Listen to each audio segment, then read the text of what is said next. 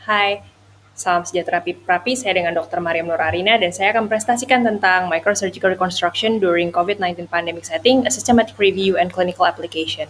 Kita mulai dari background yang mana pada akhir dari 2019 ini terdapat outbreak dari novel coronavirus yang ini mengkompromis kerja dari seluruh tenaga kesehatan yang ada di dunia termasuk microsurgeon. Di sini microsurgeon berlomba-lomba membuat rekomendasi baru untuk menyesuaikan era pandemi dengan microsurgical practice. Lalu untuk pertanyaan klinisnya ialah pada era pandemi ini bagaimana situasi ini menyebabkan rekomendasi-rekomendasi baru untuk reconstructive microsurgical practice.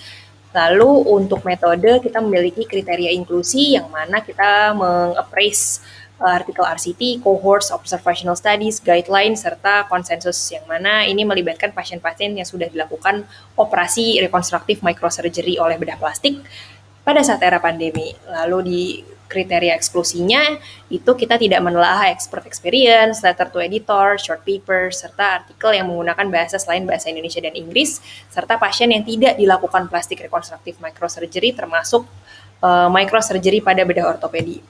Lalu untuk searching strategi kami mulai dari Juni 2020 dengan keyword seperti reconstruction, microsurgery, coronavirus, dan COVID-19 pada 5 buah searching engine yaitu PubMed, Medline, Cochrane, Embase, Wiley, serta searching secara manual.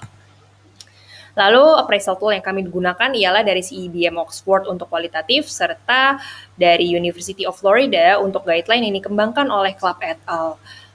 Untuk resultnya kita mendapatkan 84 artikel yang kami pilih dari duplikasi menyisakan 74 artikel dengan 10 artikel yang lolos dari kriteria eligibility kami.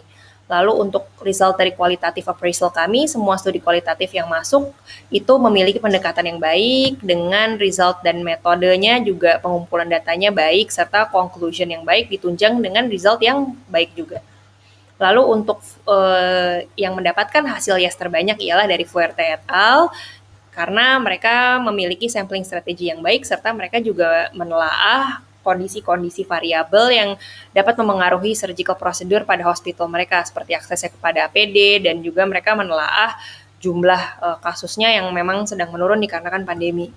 Lalu untuk guideline sendiri ada beberapa guideline yang menggunakan peer review yang menggunakan guideline dari sebelumnya atau menggunakan tinjauan pustaka yang mana itu mendapatkan level of evidence yang kurang dan yang pada level yang sama sehingga tidak ada guideline yang lebih superior daripada yang lain dan semua guideline yang ada di sini relevan dapat dipertimbangkan bagi clinical setting kami. Lalu untuk discussion pada outpatient kita tetap mendukung telemedicine untuk dilakukan dengan pro dan kontra yang tersendiri. Lalu untuk patient selection pada kasus onkologi dapat didefer pada kasus yang benign dan low grade, serta mempospon free flap reconstruction pada kasus non-onkologi berupa post-traumatic serta wound dan advanced stage malignancy yang mana itu membutuhkan length of stay lebih lama. Untuk kasus breast dipertimbangkan immediate implant-based reconstruction pada beberapa kasus yang memang dapat dilakukan.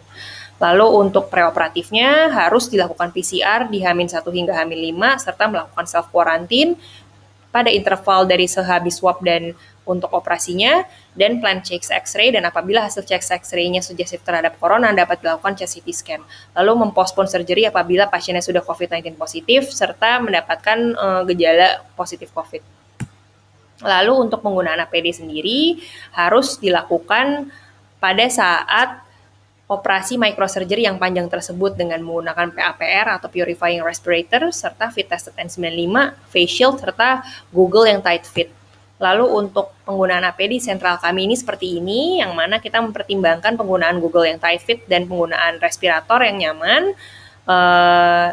yang dapat menunjang pekerjaan anastomosis di depan mikroskop elektron. Lalu untuk intraoperatifnya sendiri, beberapa teknik dapat dipertimbangkan. Contohnya buat head and neck reconstruction dapat menggunakan locoregional flap karena lebih cepat dan lebih sederhana. Lalu untuk intraoperatifnya sendiri yang lain ialah penggunaan tight fitted eye Google dengan anti-fog feature karena itu dapat memberikan kenyamanan di saat melakukan anastomosis di depan mikroskop elektron. Lalu untuk pasien yang positif COVID harus dirawat di ruangan tekanan negatif dengan perawat atau tim pemeriksaan yang sama di pre dan post-op-nya.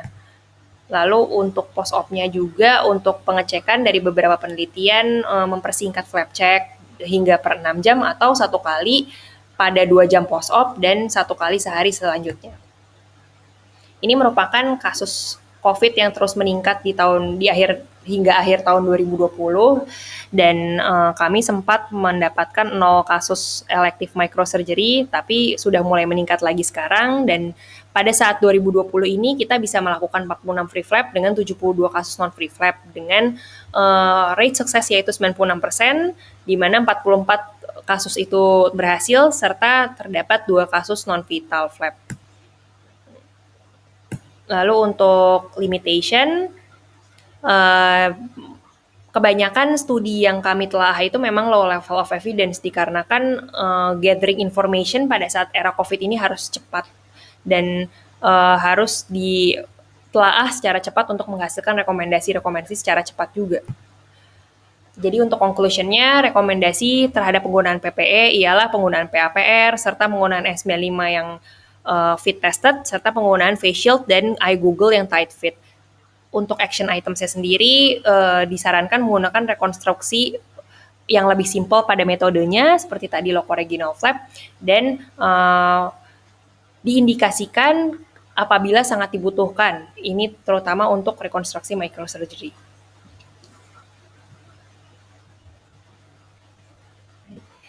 Dan dari saya, terima kasih.